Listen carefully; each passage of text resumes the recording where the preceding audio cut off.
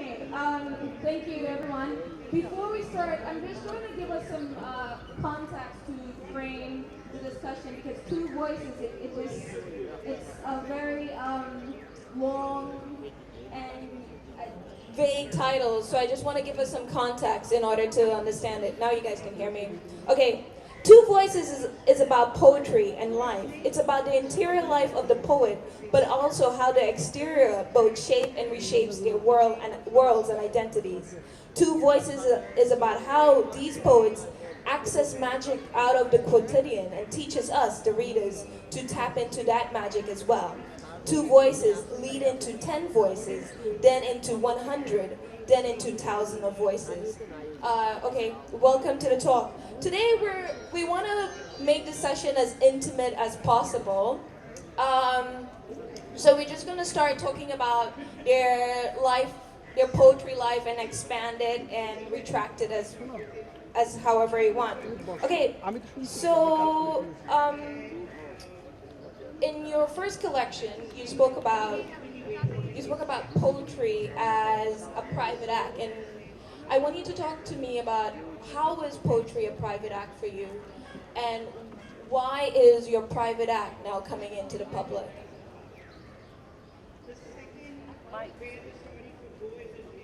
Hi, I've always written poetry, and I've written here in the introduction that that's my first love. So for me, language is poetry. It's the way we interact with words. So poetry is something that I have been writing ever since I've been reading. But I came to um, to to writing to be published in the form of prose because I I was writing columns first and writing fiction. So all that I find is a different engagement with language than in writing poetry. Poetry to me is something that's more intimate. It's not where I have a foil. Like in fiction, you have a foil. You have characters through which um, you present things that relate to you or to your world, but you're not there. You're not in the line of fire. You've got something to. You've got masks, shall we say?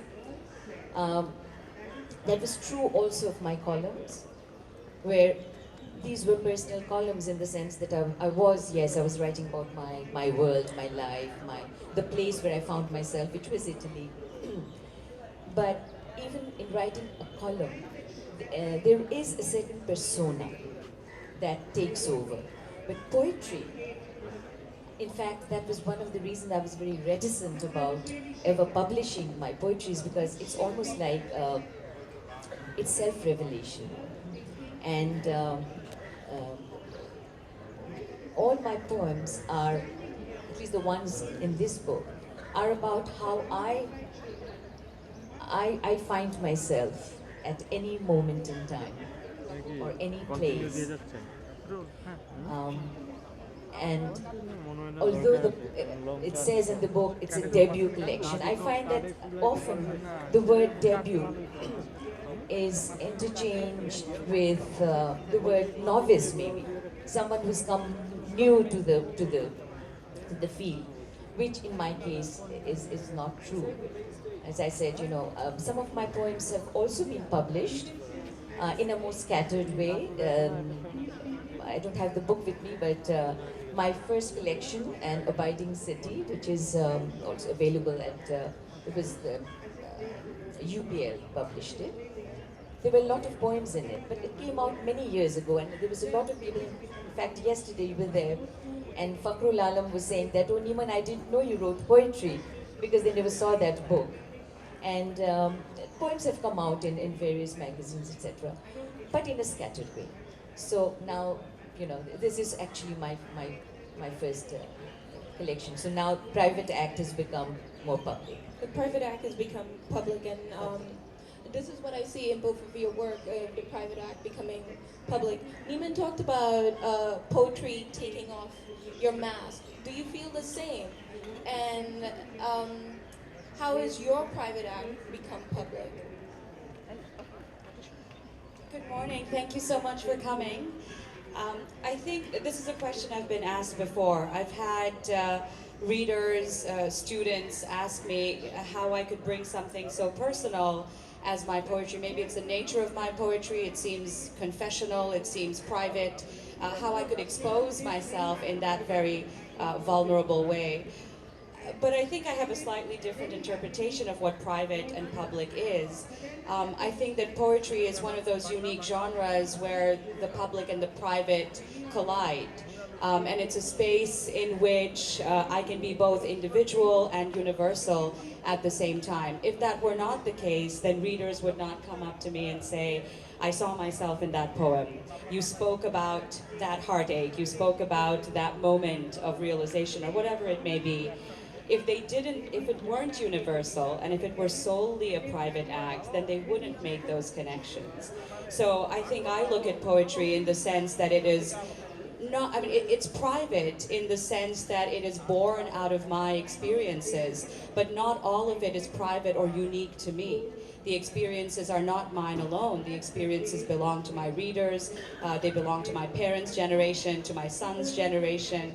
They are not unique to me in any way. So in that sense, I think it's both private and public because I share that experience with everybody. It's a part of the human condition. But you know, Leslie and Sabahat, when I say private, it's not something so personal that only I'm reading it. There's everything in my book of poems is universal. It is about the human condition. I think the words we're using at this moment are this word public. And is the public, what is public? And I interpret it as the form in which it will go out to the world, which is in the book form. But you never write in isolation. Whatever you do, it's not just like talking to yourself. When you write poetry, you are imagining that one reader, that one person to whom it is will understand you, even if it's just one. And usually, you do want someone else to have responded to your understanding of the human condition, of what is universal and human. That's Because there, if not, if that weren't the case, then it would be a diary. Then I would just keep it in my room and under my pillow and it would Absolutely, be a diary. of And course. that's what separates the two. Of course. Speaking of, you just said something about you never write in isolation. So you're writing for someone. So when you're writing, are you thinking that the personal is going to become political, or are you just thinking the personal is personal and it's just going to connect to a universal experience? Because when we're writing, even in isolation, when we're writing from the interior, and because we live in the exterior, it all combines. I guess, how do you feel about the personal becoming political? I think the very act of writing is political in the sense that as soon as you write, you know that it is committed, and someone will read it at some point. You've already broken that. You're not thinking to yourself. You have actually put it out, and there can be any kind of reaction, and you are writing in reaction to your exterior world. It's not just what you're feeling, but that that interweave between the exterior and the interior. So, everything is political. Right, I would agree. And I think that when I'm writing, even if I'm not conscious of it, I'm writing as a woman.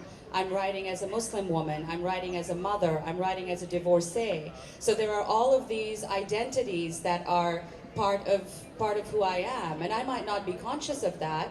As I start writing, I'm not thinking, oh, I'm going to make a huge political point today, right? Or I'm going to talk about, women's lib or what it is to be a single parent. Those are not conscious choices. But those are choices that are made by the very act of writing, by the very act of being who I am. and I cannot separate those multiple identities from my identity as a writer.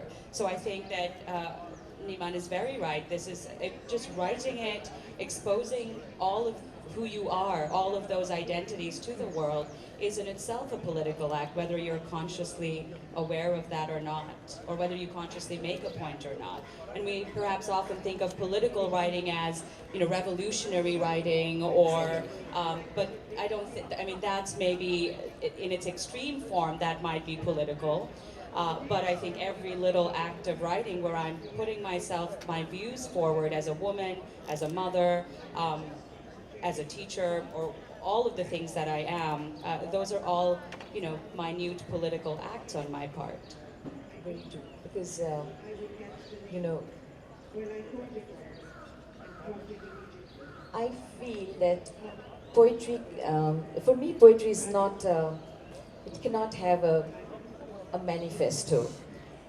It's not an instrument which I use to say or do something. It's possible that what I say might have an impact on someone, and it might say something about a situation, political, social, emotional, whatever, but it's not something that I'm using consciously towards a certain purpose. In fact, if anything, I would say that I, I like, I feel, I'm a positive person, and I feel that there's a lot of good news in my life, and I like to share that. I have there's a sense of, I feel there's a sense of benevolence in the world despite all the things that happen, and a lot of it doesn't get said. We only hear, and I salute those who do write about, political issues, things that affect the marginalized, all sorts of things. But I feel at the end you also want to give out the good feelings you have from the kindred spirit in living things. I feel a connection with nature. It makes me feel good, and I want to also transmit that to the world. There is hope, there is healing, and all that. I think if it comes out from my poem and someone enjoys it or feels uplifted by it, then I feel that it's been a valuable exchange. Okay, thank you very much. Let's talk about poetry and writing as a spiritual practice, because both of you have talked about the spaces you are in and how the political is personal, and you don't just say, I'm going to write a political poem, but because the position of who you are, it then transcends in the poem. And let's talk about, before you even get to that point of writing the poem and sending it out to the publishers, what is how is, the spiritual practice of your writing?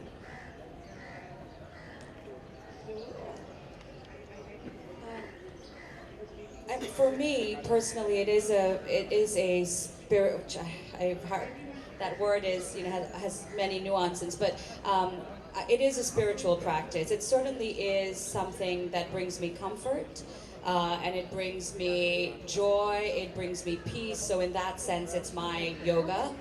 I think it's a spiritual practice in that sense, that it is a conversation that I'm having. In the strictest religious sense, you would be having a conversation with God. In the literary sense, it's a conversation I'm having with myself. It's a conversation I'm having with others too, because I'm hoping that someone somewhere will read this and connect to it. So it's a spiritual practice in that sort of broad sense. For me, it's more of a cathartic practice, I would say. I think that's the word that best describes how I feel about my writing. It's cathartic. It brings me hope. It heals me. I use it as a tool almost to bring myself to an understanding of the things around me, of who I am, of how I feel, and of the changing world. So it's a cathartic practice for me. Yeah, it's the same with me. The act of writing itself is a spiritual act, and I've lived away this something spiritual is not necessarily anything that relates only to God or to the divine or to religion, but also that which which makes you feel connected to the mysterious, the the inexplicable, and that makes you feel that you're much more than just human. And I live away from my country of birth, my past. I live in a world which I love. I live in Italy, but it is a world that every day I make my own, and um, it's it's an endeavor. Every day you come closer to this new home, and often there is a sense of where is my home, and the Mexican, very famous Mexican poet Octavio Paz once said that I made of words my dwelling place. And to me, my home are my words, is my poetry. And a dwelling place can also be, it's even in the biblical term, a dwelling place is God's. It could be a temple, it could be. So there is that act of spiritual replenishment, trying to find your innermost identity in poetry. So that is my home, and that is my temple. So that is a spiritual act in itself. I agree. I mean that, and I've lived abroad as well, and I went to college and went to graduate school, and throughout all of that, I think the most consistent was not my hairstyle. I changed that a lot, but what was most consistent was writing, and I continued to write. And actually, some of the poems that appear, well, at least one that appears in Hands Full of Nothing. Today, many years after I've left graduate school, came from a moment that I had in graduate school. So wherever we are, I think we're making a room for ourselves in our writing. And in that sense, it gives us comfort, it gives us pleasure. In writing also, the things that you're talking about bring you closer to those memories, to those moments. And if you're writing about home, then it brings you closer to home in a metaphorical sense. Thank you. That leads to the other question about home, because in both of your poems, you spoke about home. And I think, like all poets and everyone's writing about home, but I think especially living in a post-colonial country, home, that idea of home becomes so much more prevalent, right? Because people are constantly moving back and forth, and your home is constantly being shaped. And so before we talk about what it means, what homesickness means to you, and what home means to you, I would love if both of you read your poem about home, and then we can talk about it.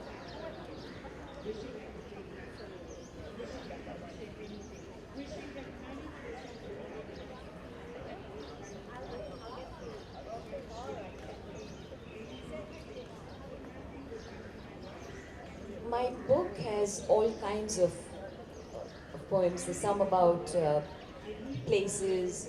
There are some about very general topics. There's only one that I chose in this, which has something to do with what we're talking about. It's called False Homecoming.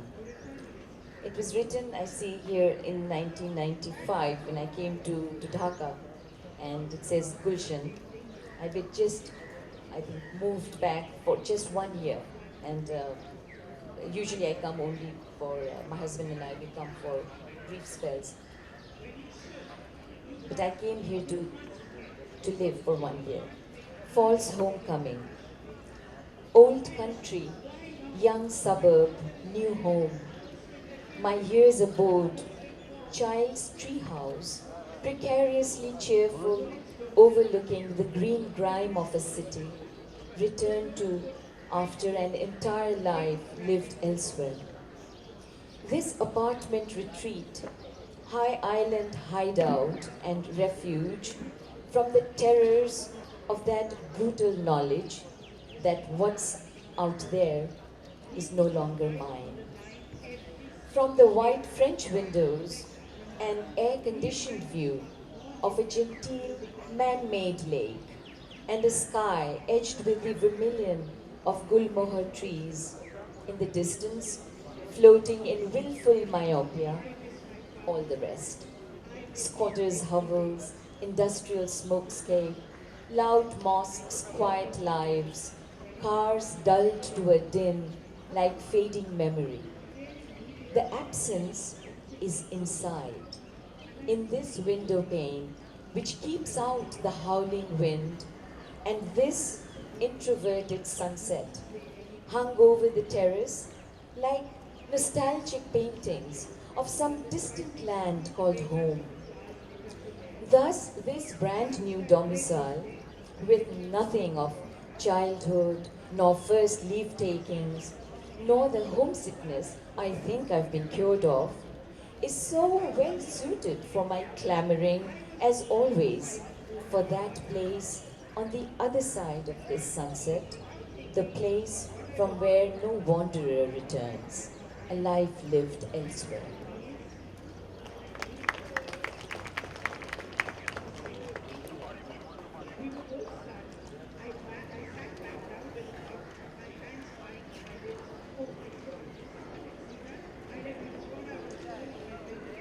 I'll read two poems simply because they, I think, hold two different definitions of what home is. One is a more fantastical, dreamlike place, the place of your parents and the blood that runs in your veins. The other definition is perhaps more physical, a physical house, a mango tree, a yard. So the first one is called Threshold. And I think I'll add something else here. I've had a lot of people ask me, I come from a family of writers and poets and translators, and they've said, oh, how has this influenced you? And of course, we're all so vain that we think that we don't owe our writing or our talents, whatever they may be, to anyone else. But really, we owe it so much to our parents and their parents and the lives that they've lived. So this is called Threshold. Father's house was made of sea salt and molasses, somewhere on a street between childhood and before birth. It existed for me to breathe words into my lungs, pour poetry into heavy burlap sacks filled to the brim like fine grains of rice. When one spoke, words like yellow turmeric dust dispersed, getting into everything, attaching themselves to clothes, lashes, brows. Words hung from our earlobes, multi-sided, multicolored, like earrings made of rainbow dust.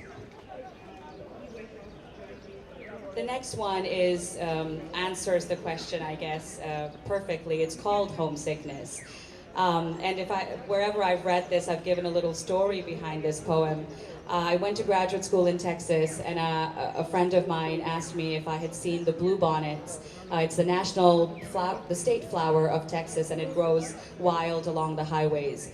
It's beautiful, but for some inexplicable reason, his mentioning of the bluebonnets made me think of mangoes. And actually, I realized later that what I was thinking of was not a flower or a fruit. What I was thinking of was home. Homesickness. 1. The smell of chili powder invades my privacy, the silence I share with no one. Suddenly, inexplicably, I feel like Mother has discovered me stealing the mangoes drying on the balcony under the burning July sun. 2. The pirated CD skips, I let it run, hearing the broken, interrupted tunes, slipping back with complete ease into the anesthetic mornings spent with Father, rescuing tape stuck in our ancient cassette player. 3.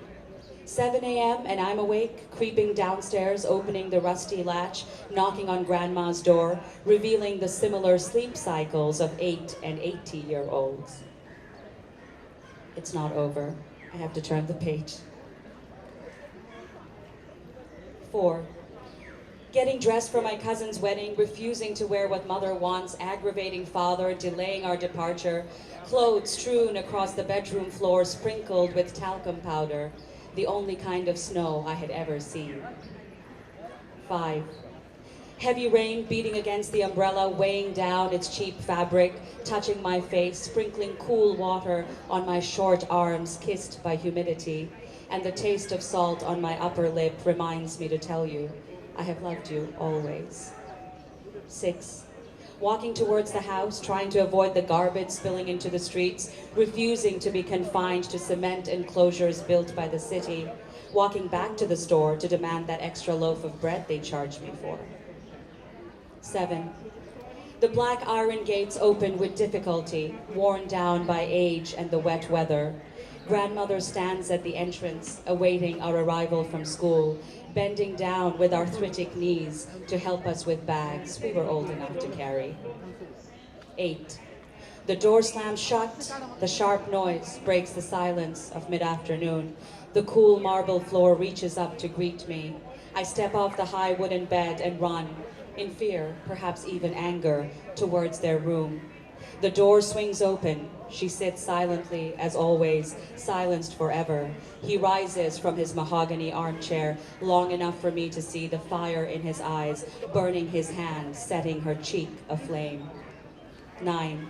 Tomorrow, perhaps, I'll see the bluebonnets. Today, I miss the smell of mangoes too much. Thank you so much. Thank you very much. Let's talk about home, because for me, home is very important. I've lived so many places and I don't have a home anymore. Do you think your time abroad has shaped how you see home in such this, because we all have a home and we all see home, but in such this very romantic, and not in a cheesy romantic way, but in a romantic and lyrical way. I think time away from anything makes you look at it differently, and romantically, really. You look at past relationships and you think, oh, wasn't that a wonderful time? And no, it wasn't. When you're living through it, it wasn't, whether it be a marriage or a relationship or a job. But when we look back at it, we often romanticize the past and we think, oh, such good times. But I think it's necessary. I mean, how would we move forward if we didn't move away from time to time? And I don't mean that everyone needs to live abroad to have an appreciation of one's own home, but any change in your atmosphere, a woman who goes from her parents' home to her husband's home or to a new home with her husband, I mean, that's a change. And you think of all the ways in which her identity changes, her reality changes. So I think that, yes, when you go away and you come back, you look at everything differently. There is a renewed appreciation for the things that you took for granted. And that sounds quite cliched, but that really is the case. And that goes for people, places, moments in time. I think there's a renewed appreciation. And perhaps you gain so much by living elsewhere or by seeing the world that when you return, you notice all the ways in which you were shaped by your own background and your own home.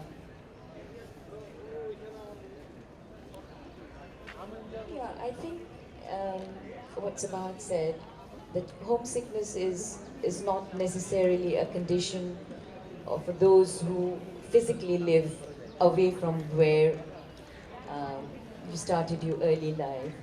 I think there's homesickness in all of us who think back to our childhood, the Dhaka that no longer exists, for example. All of that is there. So I feel I ponder more about time, lost time, the sense of the past. To me, those rivet, I find that much more riveting, to think of how we carry that time with us. And in fact, there are a few poems in, I don't know whether you have ever written poetry about just speculating on time. I had one, and I don't know whether I can, if I may, because this poem itself is called Time. At times, it all appears to have been a hoax, this passage of years. After all, can you coax me to say that I ever saw time fly? In a life well spent, nights follow days, but time, or whatever by that is meant, I believe neither moves nor strays.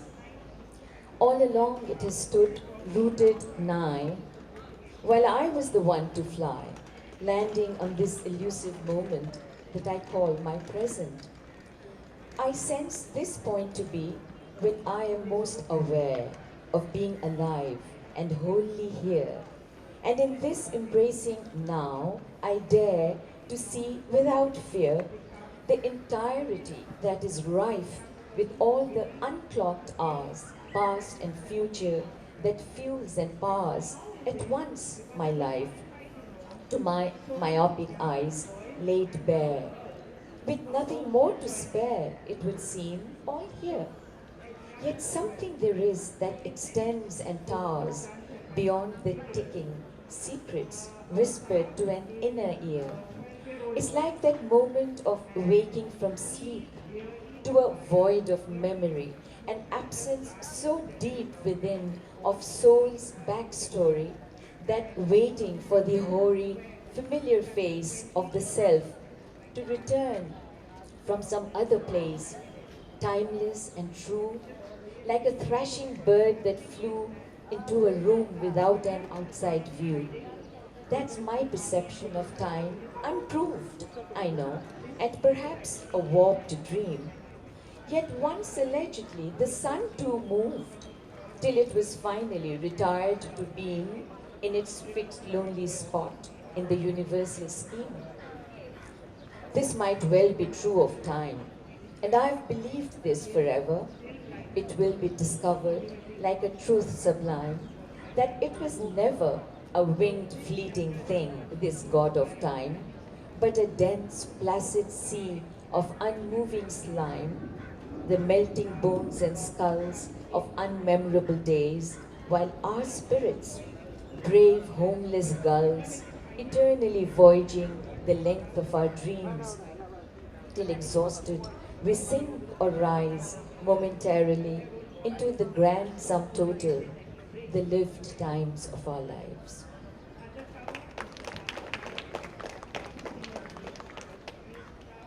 Thank you so much.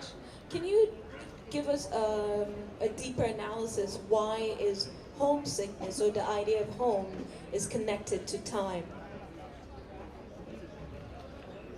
I think we can intellectualize this process too much. I think poetry should just give the reader um, hints. I think they can make the connections. But as I just said before, that we actually live in time rather than in a place. And so trying to either go back to it, or like when we come back, we try to look for things that will connect us to the past, and sometimes we don't find it. Sometimes we find it in some other place. Maybe in Rome, I'll find a street, an alley, and I say, oh, this reminds me of old Dhaka. I think it agrees. So, I think space, time, all of these are, I think, parts of the same aspects of the human experience of being alive. That's what poetry is about. I just want to talk about home a little bit more. And can you tell me, she was saying about the idea of returning, and how when you are abroad, you conceptualize home very different to when you return. Can you speak to that experience about returning home, and is it the same idea you have at home when you once lived abroad? I think it's when you come back to a place, the place changes, but even if the place doesn't change, you have changed. So you're never back to that same place. You never come home, really, right? So you never come back to the same place. It's a different place. You are different, and so physically, I mean, in some of my poems, for example, in Threshold, when I talk about Father's house, literally father's house is gone. I mean, I grew up in my grandfather's house. It was a beautiful old turn of the century building. It's gone. There are apartments now. So physically that space is gone. But even if that house existed, I would not be the little girl I was growing up in that house. I'll never be that girl again.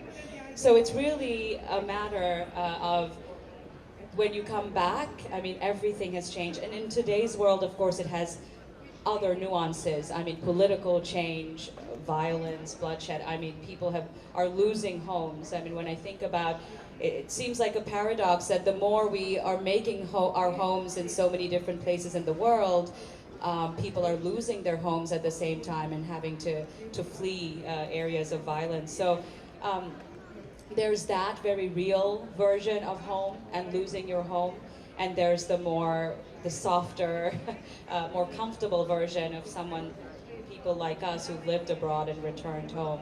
But I think it's time has moved on, right? And I'm not the person I was in high school. I'm not the person I was even 10 years ago. So that change is the change in home and space that I think we're talking about. Let's talk about. We've been talking about at the top of the session, the personal is political, and how when you're writing from all these spaces of a woman, of a Muslim woman, of a woman living in Rome, of a woman lived in old Dhaka. And I would like to talk about talk about gender and poetry. In one of your poems, it's a beautiful line about your son, writing a poem to your son. And it says, but my son sleeps the uneasy sleep of men carrying burdens I'm unable to lift. And in that poem, you talk about being a mother and looking at your son sleeping and thinking about all these gender roles and gender conformity and all these things he has to go through as a man, and you will be outside of those spaces even though you're your mother. And I just want to talk about like why you wrote that poem and how it connects to issues of gender. Would you read that poem? Sure. I'll read the whole poem, and I love it when someone comes up with an understanding or a perspective on a poem that I actually never had. And I have students telling me all the time, did the writer really mean that? I said, it doesn't matter what the writer meant. The writer meant something, surely, and maybe if you ever meet the writer, you can ask him, but what did it mean to you, right? And so I like that you looked at it in terms of his gender identity and the expectations that society will have from him. And when I wrote it from a very personal standpoint, as the relationship between a single mother and a son. So it was not really about his role in society as much as it was about his role in the future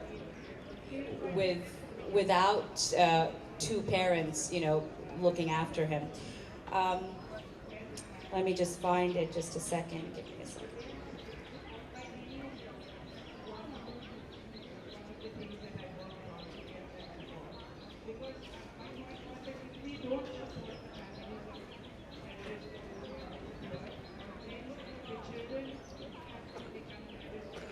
I'm a victim to my own post-it obsession. I have many post-its in this book, and I still can't find it. So, well, here it is.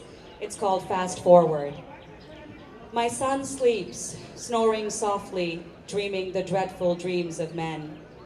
I know they haunt him: wars, separation, divorce, the restless, anxious sleep unknown to his peers, the sweaty, violent dreams of troubled adulthood making his eyelids twitch through the night. I want to take those dreams from him, suck them into myself, lick the ashes of despair from his face. But my son sleeps the uneasy sleep of a man, carrying burdens I am unable to lift. Thank you. And I think that, yes, now that I read it again, I see, because I talked about carrying burdens and about him being a man, we talk so much, when I teach 11th and 12th grade, I talk a lot about expectations, gender expectations. But we focus a lot on the expectations from women, which there's been a lot of talk about that, but there are very damaging expectations from men to be strong, to be emotionally vacant. Somehow that's a sign of strength and masculinity. So you're right. I mean, there are those expectations, and and he's in the audience, so I can't say too much about him.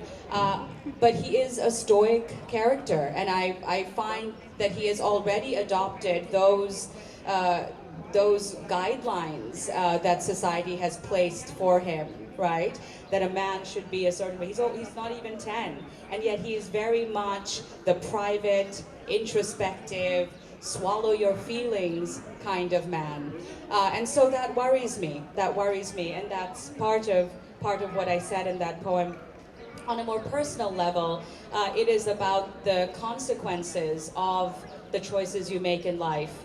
Separation, divorce, the consequences of those choices, and how those consequences are borne in the majority of the cases by the children.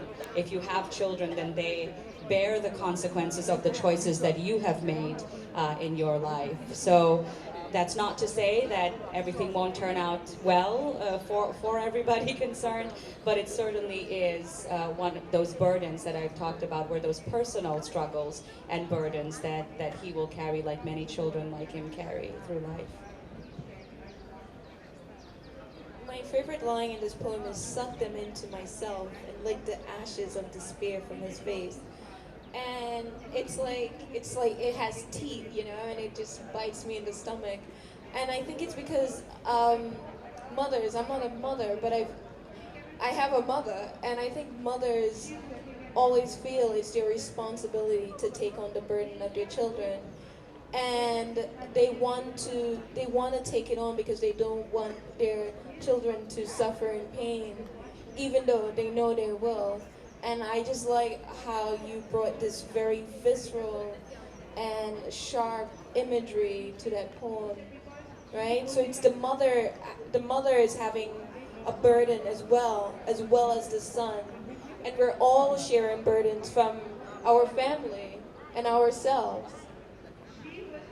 One of my friends asked me after I read that poem at a reading, how do you know what your son feels? I mean, you've sort of hijacked his emotions and you've put them into this poem.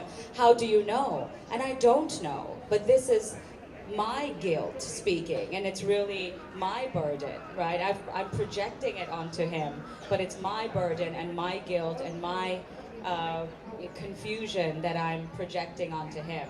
But really, you're right. That's the burden that the mother feels, or the parent feels. I have no way of knowing what he's thinking because, like I said, he's a quiet one. but that's what I think he's thinking, or that's what I fear he's thinking. And I wish that I could, rewind time or take it away. But those things are out of my control. Thank you very much. We're still talking about the issues of gender. We're gonna talk about birthday photo in Neeman's book, where she wrote this poem to her husband on his 60th birthday. And I love this poem because while her poem spoke about youth and looking at your son at a young age, her poem spoke about looking at masculinity from an older lens. And in the very end of the poem, it says, today you are the mirror of all that you cared. And I think that was... Don't give away the punchline. Sorry. And like Sabahat, I didn't realize that. It's great to know that someone has seen the poem from a different perspective entirely. I just love it because it just captures... Do you want to say all of this? Shall I read Yeah, this? read it. Yeah. Then I'd love to hear your... So this is called, we're talking about, basically I think of this as an extension of poems on time. And it's called Birthday Photograph, and the subtitle says, for Iqbal was sitting there, cowering. It was on his 60th birthday, but I think it speaks to all of us who are undergoing or who are, you know, we are getting older. We're getting to the point where birthdays are things that something to be anxious about. But so it's called birthday photograph. Can you recall any more a time when your face was yours alone and not lent out as the main half of the bridal pair, now silver framed, on the antique bureau the couple would pick up at a flea market one Roman Sunday? Your face under the bridegroom's turban, meringue light yet helmeted like a headache, raw with youth, struggling to retain its first person singularity in a ritual celebrating dualness. The photo still radiates the earnest Jack and Jill went up the hill innocence of a pair setting out for the deep forests of the future, hunting and gathering a life together. And now, can you still return to a time when your face was one half of a couple's and not lent out to those two thieving young men who forced entry into your life and mine, laying claim to all that we held precious?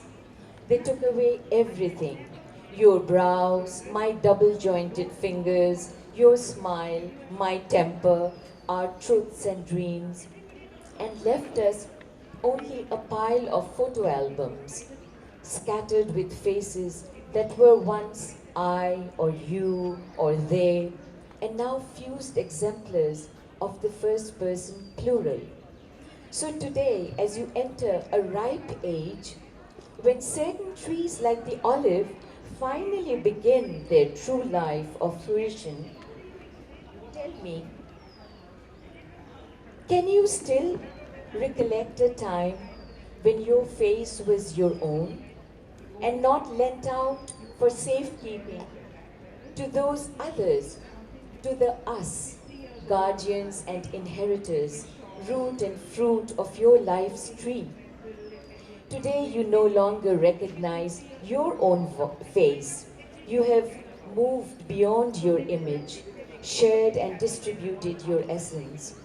Today you are the mirror of all that you have created, from the singular nouns of age, humor, strength, devotion. You have compounded the syntax of a family, composed a passage of grace. Today, your birthday photo shows perhaps a stranger to yourself, but to us, your face is our very own. We see only a familiar, double exposed picture, husband and father.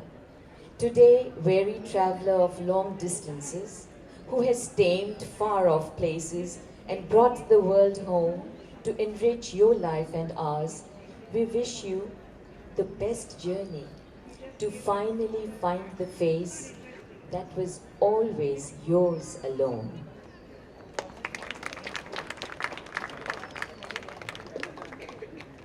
Okay. I love her poem is praying for observing her young son's journey into the world of masculinity and adulthood, and her poem is reflecting on a man who have endured that journey and has come back to the center.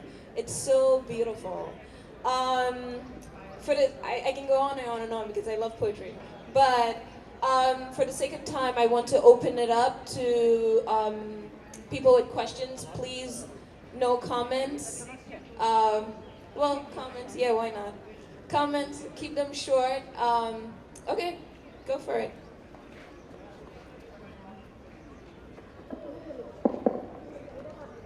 Sobhan is signing her books on Bengal stall. Those who want to get her books, which are signed, get it from Bengal stall. About how a woman is expected to change her name when she's married. Can you read that book? It's not too long, so I'll make it quick. It's called Better Halves, and the story behind it is it's about the changing of names. And I never changed my name when I got married. And whenever I read this, I say, again, it was no big political feminist stance that I was making. I wasn't ready to share my name or to change it. But it made me think of the power of names and what we lose or gain when we change ours for whatever reason. This is called Better Halves. I will cook, clean, and wash for you. I will support your choices and honor your promises, even those made in my absence. I will sew, iron, and mend for you, clothes, relationships, reputations, and all those things that need mending, irrespective of my position on them. I will kiss, touch, and caress you for as long as you desire, or as long as I'm able, whichever lasts longer. I will produce, teach, and raise children who will make you proud, or at least make you happy, and, if possible, both. I will do all this and more for one side of the bed and one half of a name. Thank you. Any more questions? Comments?